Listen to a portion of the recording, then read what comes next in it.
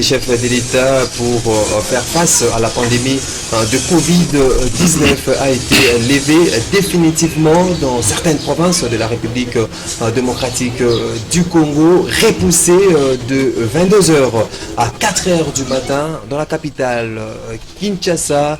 Gouvernement Jean-Michel Sama Lukonde, après 2 mois d'attente, enfin, ce gouvernement a été publié. Qu'attendre effectivement de ces gouvernements?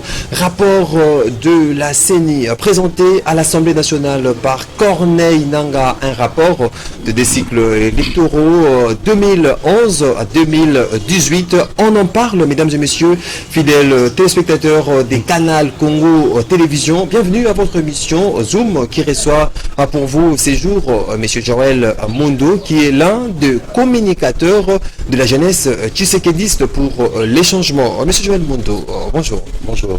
Avec monsieur Joël Mondo, nous aurons à décortiquer donc les différents sujets d'actualité dans notre beau et cher pays, la République démocratique du Congo. D'entrée de jeu, monsieur Mondo, couvre-feu décrété par le chef de l'État a été levé définitivement à travers certaines provinces de la République démocratique du Congo, repoussées de 22 heures à 4 heures du matin dans la capitale Kinshasa, pendant que la population attendait cette levée définitive à Kinshasa. Votre analyse de fait par rapport à cette mesure prise par le chef de l'État? Oui, quant à la gestion de la pandémie, nous sommes soumis à la réflexion et à la compétence de cette équipe, de cette structure qui a été mise en place, qui travaille de concert avec le gouvernement. Mais maintenant, quant aux attentes de la population, dont nous faisons partie, nous nous attendions en tout cas à la levée définitive de ce couvre-feu, au regard de la courbe qui est descendante désormais de la pandémie à Covid-19. Nous nous attendions à la levée de cette mesure, mais les autorités ont estimé qu'il faille maintenir cela, mais dans la mesure où ils ont repoussé cela à 22 heures. Mais maintenant, la population reste exposée aux péripéties ou à certains dérapages, notamment de la police, et malheureusement, en termes de prévention contre la maladie, tout ce qui se faisait la nuit se fait maintenant le jour. Donc, cette mesure est relativement inefficace, si ce n'est que pour la prévention. Mais si c'est pour des raisons sécuritaires que cela a été maintenu, nous fléchissons à la décision de nos autorités. Voilà ce que l'on peut dire. Est-ce qu'aujourd'hui on peut dire que le travail a été fait de la part des autorités, même des acteurs politiques, dans la sensibilisation de la population à respecter notamment les gestes barrières? Bon, nous avons observé un certain relâchement depuis quelque temps quant à la sensibilisation sur le respect des gestes barrières, mais c'est très important. Et nous estimons d'ailleurs que cela est beaucoup plus efficace en termes de prévention que le maintien d'un couvre-feu qui expose la population à toutes les péripéties possibles de la police. Mais maintenant, après, nous pensons qu'il faille lever cette mesure-là, définitivement, et mettre en place des mécanismes de respect strict des gestes barrières pour pouvoir repousser la propulsion de cette maladie. Quel est l'impact selon vous de ces couvre-feux? Parce que ce couvre-feu a été instauré justement pour faire face à la Covid-19. Est-ce ce couvre-feu a des impacts sur notamment l'économie de notre pays? Aujourd'hui, on remarque beaucoup plus d'opérateurs économiques, même les commerçants du coin, réclamer la levée définitive de ce couvre-feu, mais tout en maintenant le geste barrière. Oui, elle a un impact, oui, mais un impact plutôt négatif en termes de manque à gagner pour les opérateurs économiques qui œuvrent essentiellement la nuit, mais aussi pour la bonne circulation de la population. Vous observez les embouteillages auxquels on fait face tous ces jours-ci, parce que ceux qui étaient censés travailler la nuit, travailler le soir, sont obligés de sortir au même moment que les autres, la journée, pour terminer leur activité avant 20h. Donc c'est assez compliqué de se mouvoir à travers la ville, surtout à partir de 19h, 19h30 et 20h. Donc cela a un impact plutôt négatif en termes de pertes, en termes de pertes économiques, mais aussi en termes de circulation libre des populations.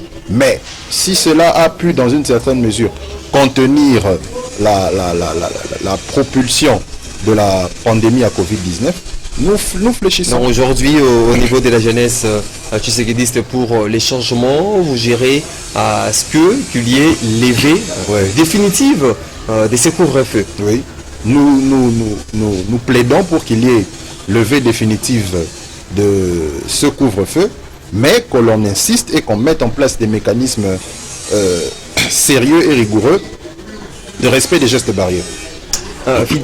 Fidèle téléspectateur du canal Congo Télévision, la population congolaise doit désormais savoir que le gouvernement lance donc l'opération de vaccination dès c'est lundi 19 avril 2021 sur toute l'étendue de la République démocratique du Congo. C'est une vaccination volontaire, mais également les personnes ayant une maladie chronique à Covid-19 vont devoir être administrés de ces vaccins AstraZeneca. Donc c'est des vaccins contre la Covid-19 qui sera donc lancé de ce lundi 19 avril 2021. Parlons-en en fait de ce gouvernement. Jean-Michel Sama Lukonde, des mois d'attente, enfin la fumée a échappé à la cité de l'Union africaine. Le gouvernement est enfin là. Est-ce au niveau de la jeunesse tshisekedi, vous avez accueilli ce gouvernement, cette publication par un sentiment de joie, d'un travail accompli, de colère, ou vous avez autre chose à placer? Bon, ça n'a pas été un sentiment forcément de joie ou de liesse, mais ça a plutôt été un sentiment de satisfaction, dans la mesure où ce n'était pas du tout facile, parce que, tenez, il fallait satisfaire 390 députés qui représentent aujourd'hui la majorité au Parlement, avec la contrainte de réduire la taille du gouvernement. Donc ça n'a pas été chose facile. Vous observez aujourd'hui qu'il y a encore des mécontents.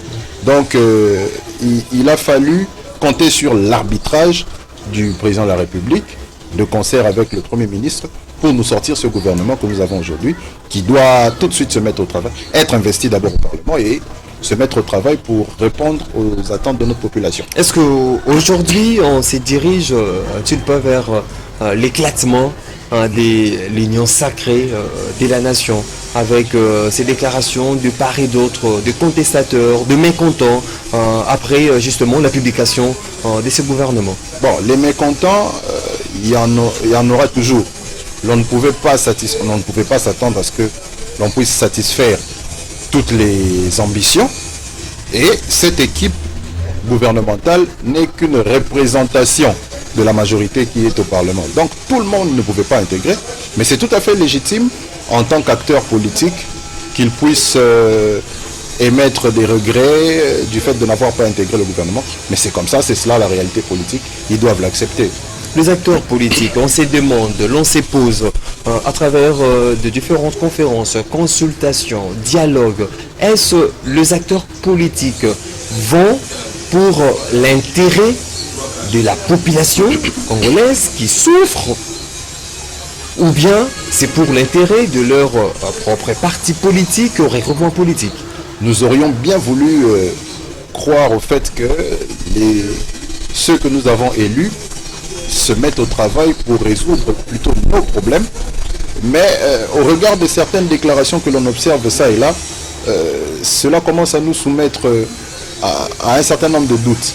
Mais qu'à cela ne tienne, je vous ai dit qu'en tant qu'acteur politique, l'objectif principal c'est d'accéder au pouvoir, mais accéder au pouvoir de manière digne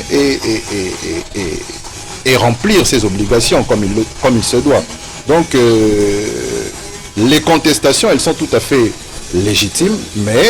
Parce qu'aujourd'hui, la population est vigilante, la population est éveillée par rapport au discours qui racontent ces politiques lors des rencontres avec la base. Mais en fait, non, la base ne doit pas céder à la manipulation politicienne. Écoutez, notre population, c'est ce que nous fustigeons au niveau de la jeunesse tshisekedi. Cette population croupit dans la misère. Nous avons des problèmes d'eau, nous avons des problèmes d'électricité, nous avons des problèmes pour nous mouvoir, nous avons des problèmes de logement. Personne ne vient vous en parler.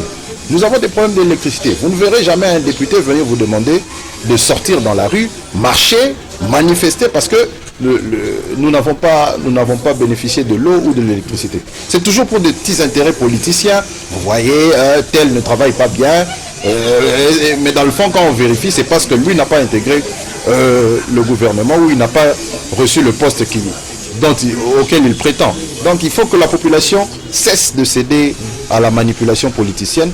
La population a des aspirations profondes et il faut que ceux qui ont reçu le mandat du peuple travaillent pour répondre à ces aspirations-là. Donc la population doit avoir confiance à cette nouvelle équipe, les Samalou Kondé, laisser dire que cette équipe enfin va soulager leurs problèmes. Bon, en fait, il n'y a pas de baguette magique en politique. C'est une question de vision et de responsabilité. Il n'y a pas de raison non plus d'être pessimiste si on aime ce pays. Donc la population doit s'apaiser, le gouvernement est là, mais du côté du gouvernement, nous estimons qu'il doit définir l'essentiel des priorités pour pouvoir rencontrer les aspirations de notre population. Qu'attendre de ces gouvernements? Parce que après la nomination de Jean-Michel Samalou Kondé, le pays a traversé une période de crise politique. En fait, est-ce que c'est ce gouvernement, au regard de normes défis, au regard des problèmes auxquels est confrontée la République démocratique du Congo, ce gouvernement sera à même de répondre à tous ces défis d'ordre sécuritaire, social, économique, politique? Bon, s'il faut juger le gouvernement,